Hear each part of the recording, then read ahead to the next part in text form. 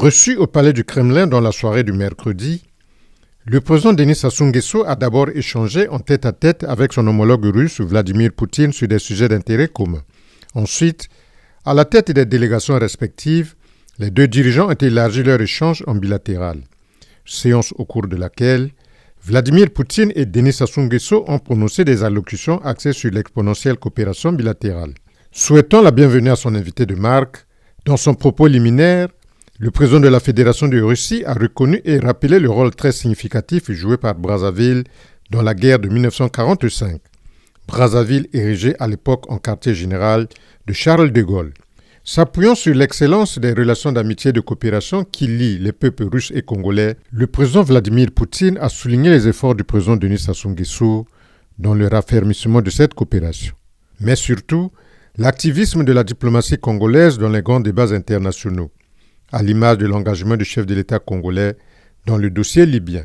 Dans le contexte de la célébration des événements solennels à l'occasion de la grande victoire, nous savons qu'en 1940-1943, dans votre capitale actuelle, à Brazzaville, le mouvement anti-hitlérien, la France libre, c'était le président futur de la France, M.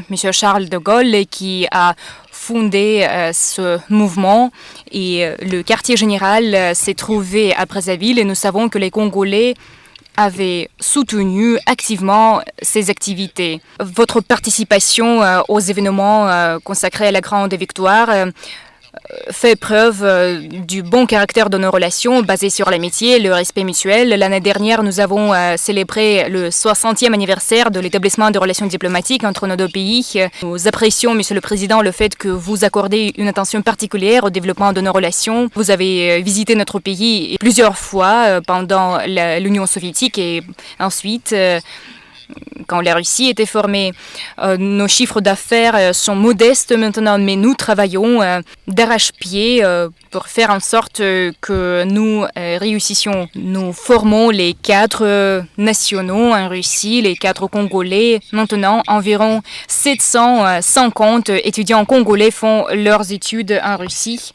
250 bourses étatiques sont accordées chaque année. Nous sommes prêts à faire augmenter ce quota.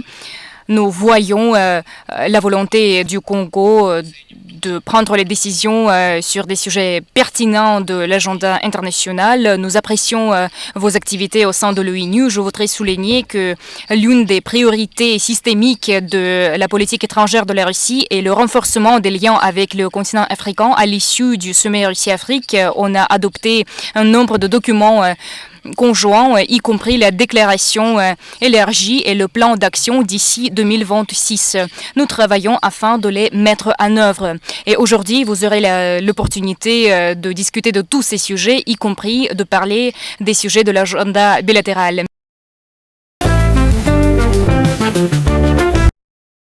Denis Sassou Nguesso, qui visite la Fédération de Russie pour la énième fois, a également martelé sur l'engagement des Africains en général et des Congolais en particulier dans la lutte contre le nazisme jusqu'à la victoire finale du 9 mai 1945.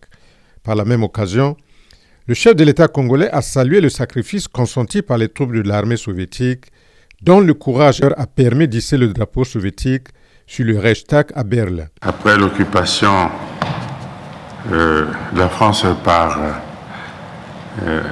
l'Allemagne nazie, la France n'avait plus de territoire. Il ne restait plus que les territoires des colonies.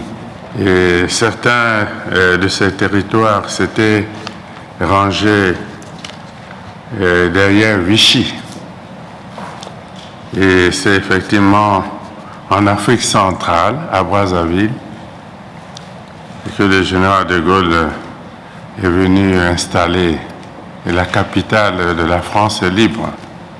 Les forces sont parties du Congo, du Gabon, de l'Oubangui-Chari, actuellement République centrafricaine, du Cameroun, du Tchad.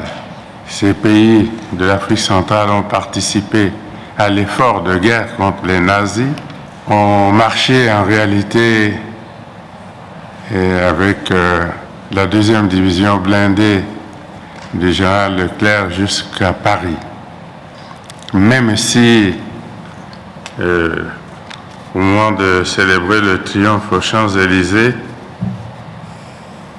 on n'a plus vu les traces des troupes africaines. Certains esprits avaient décidé de ne présenter à la victoire que les forces françaises.